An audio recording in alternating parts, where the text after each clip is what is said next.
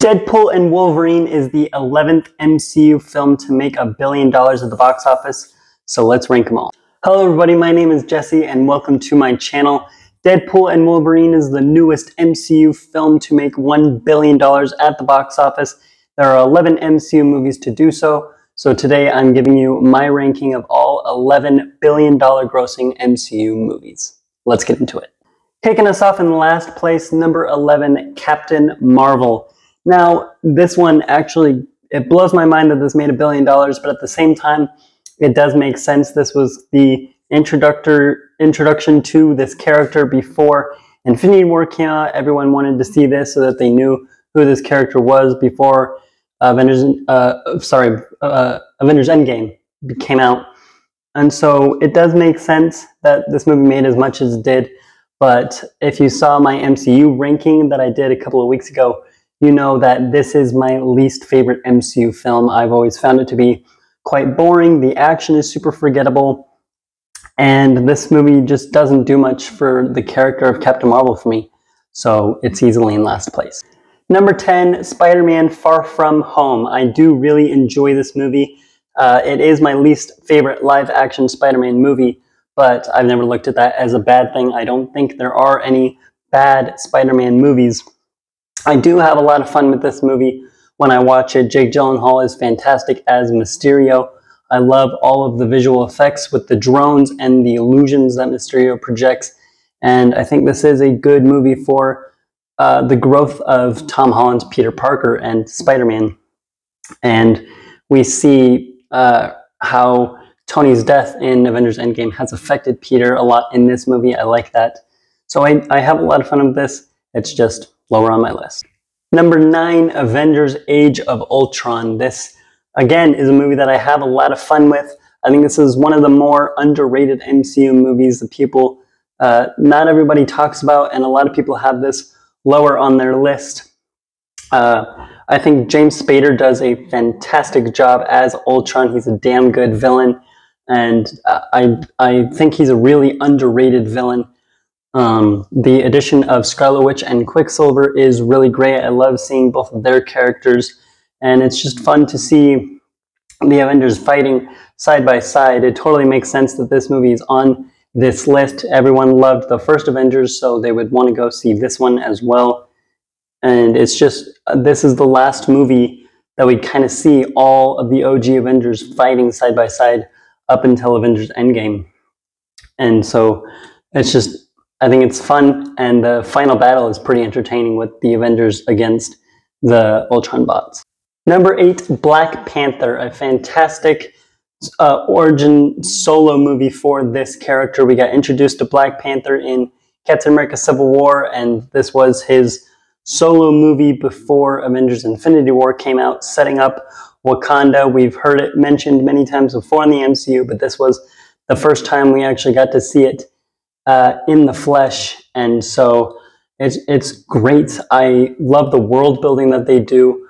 Michael B. Jordan is great as Eric Killmonger, the villain.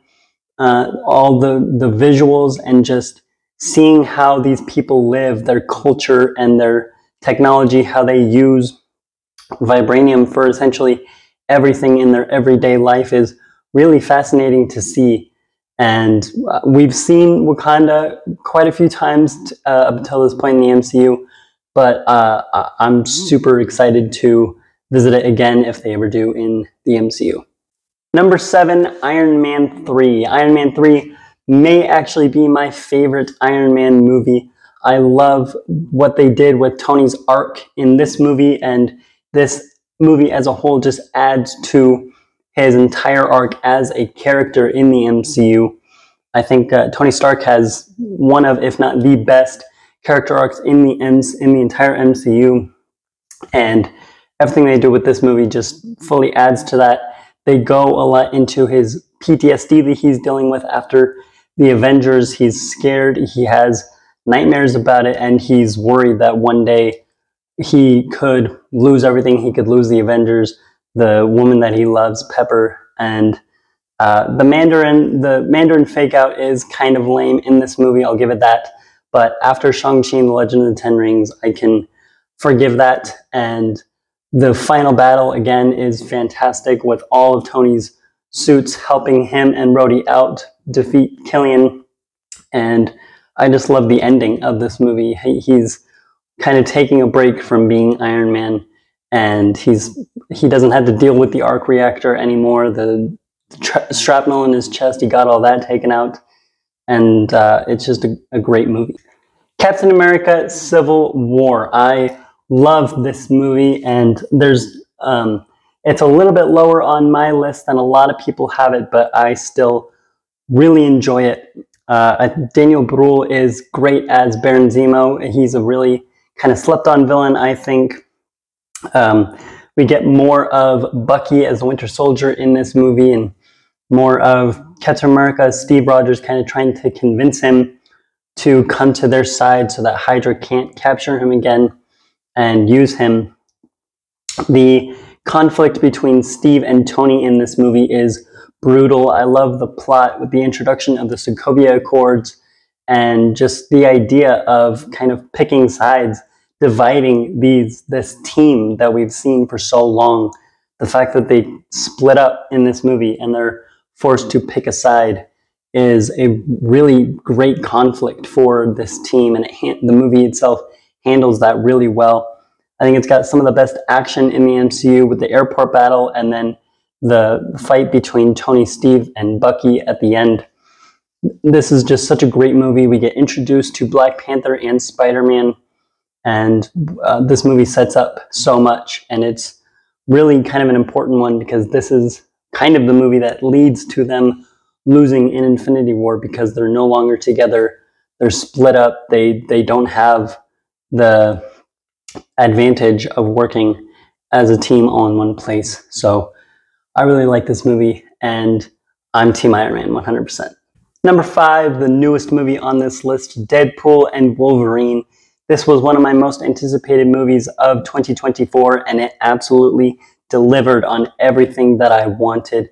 I love both of the other Deadpool movies, and this movie gives us exactly what you want from a Deadpool movie. It's got the graphic violence, it's got the crude humor that you love from the character of Deadpool and what you expect from that.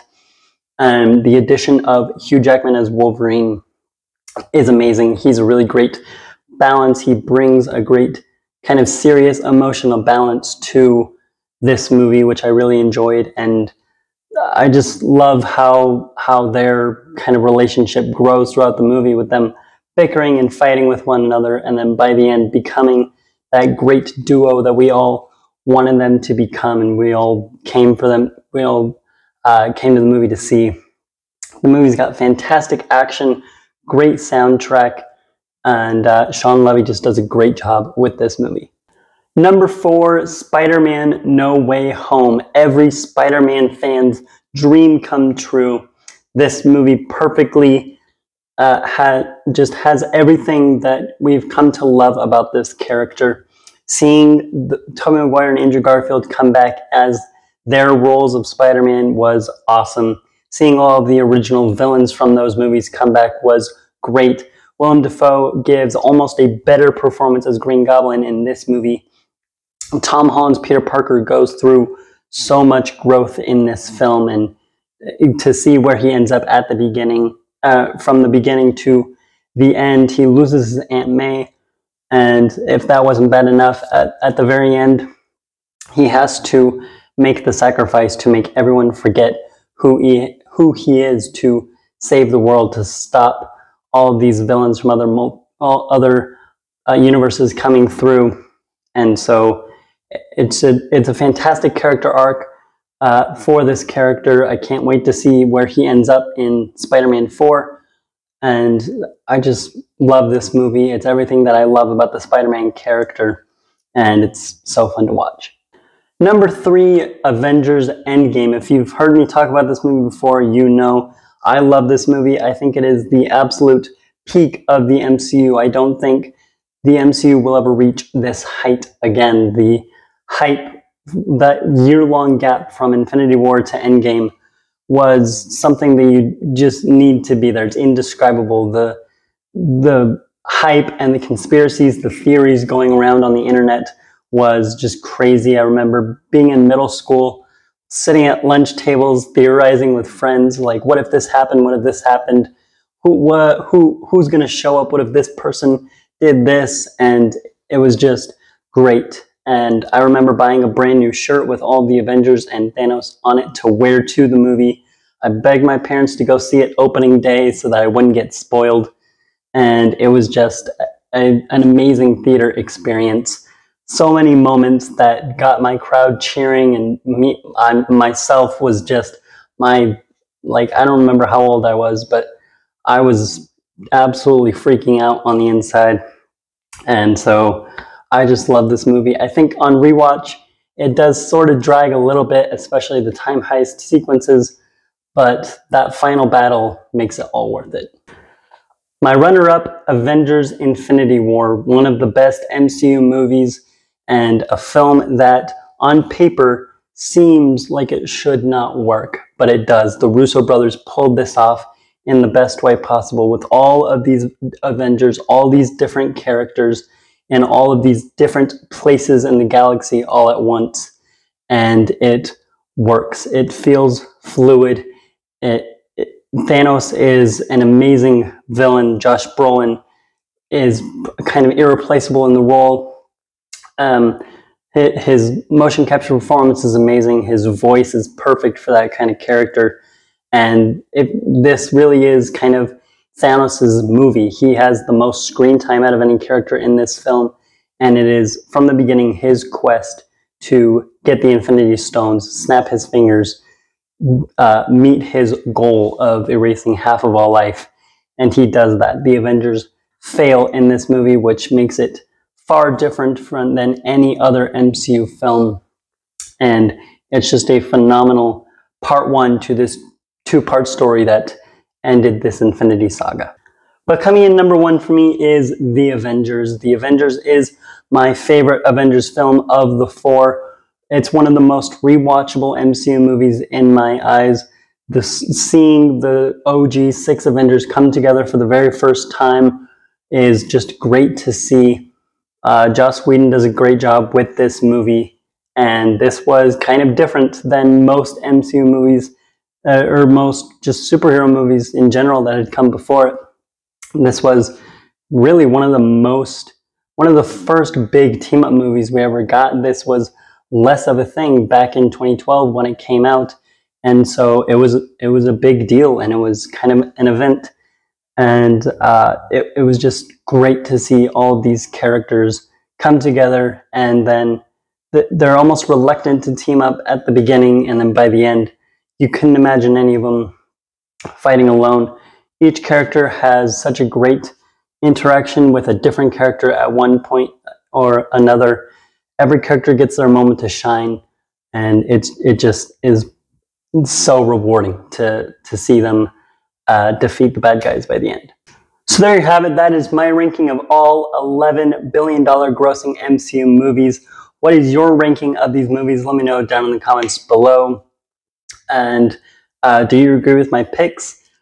I have a bunch of other content planned, so be on the lookout for that. And until then, like this video, subscribe to my channel, and keep watching movies. Goodbye.